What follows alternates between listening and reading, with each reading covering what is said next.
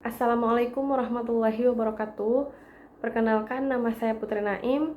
Saya merupakan mahasiswi program Pascasarjana Universitas Islam Riau, Fakultas Hukum, semester 2, bidang kajian utama Hukum Bisnis.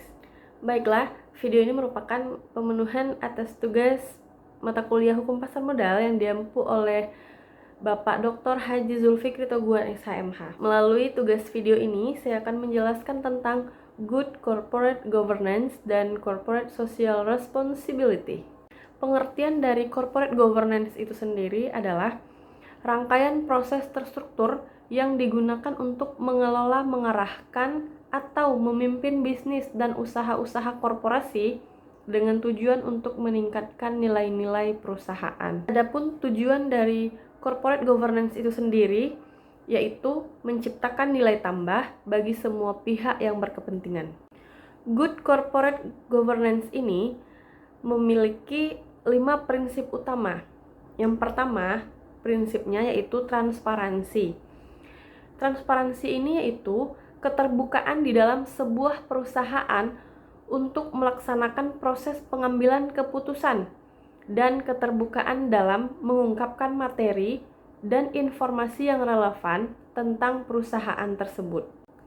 Prinsip yang kedua yaitu akuntabilitas, yang mana akuntabilitas ini kejelasan fungsi implementasi dan pertanggungjawaban organ-organ perusahaan sehingga pengelolaan perusahaan dilakukan secara efektif.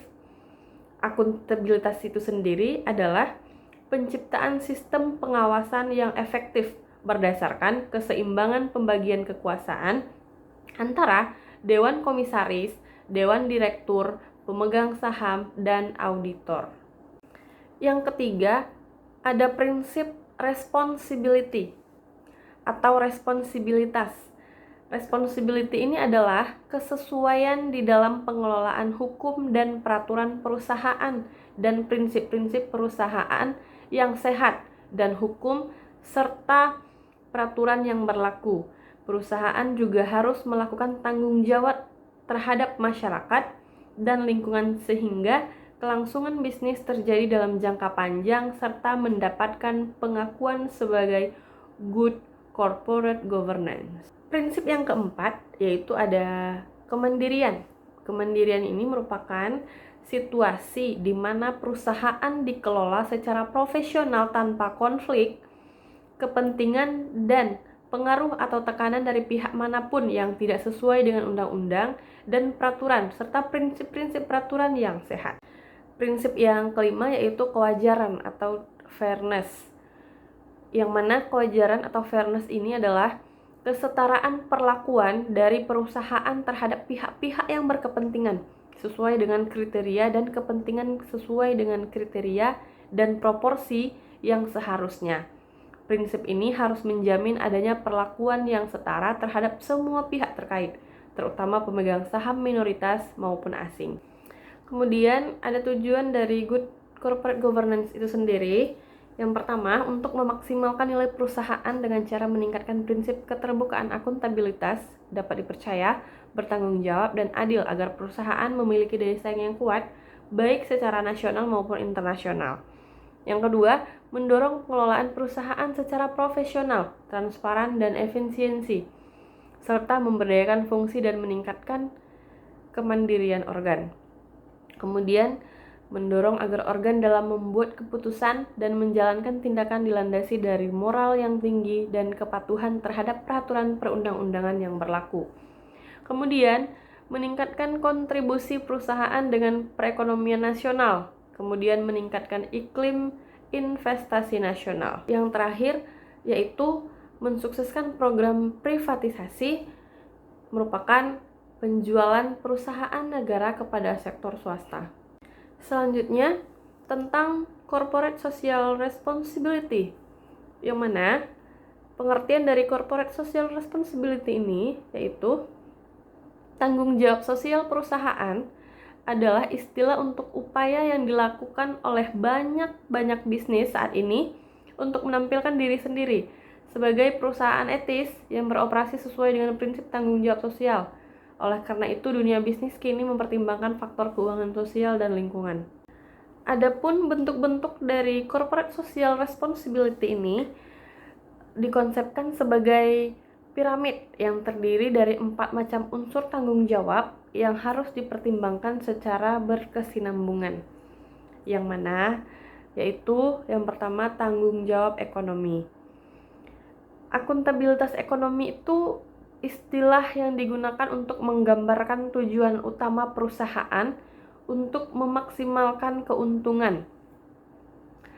Kegiatan ekonomi yang digerakkan oleh laba akan melengkapi social responsibility jika didasarkan pada niat untuk menawarkan harga yang pro pelanggan, yaitu harga yang mencerminkan kualitas dan nilai sebenarnya dari barang atau jasa tersebut.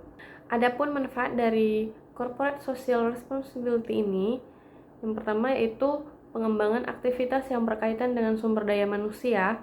Untuk itu dibutuhkan praktek-praktek ketenagakerjaan yang bertanggung jawab secara sosial. Kemudian yang kedua, adanya pencegahan polusi dan reorganisasi pengelolaan proses produksi dan aliran baku serta hubungan dengan supplier berjalan dengan baik.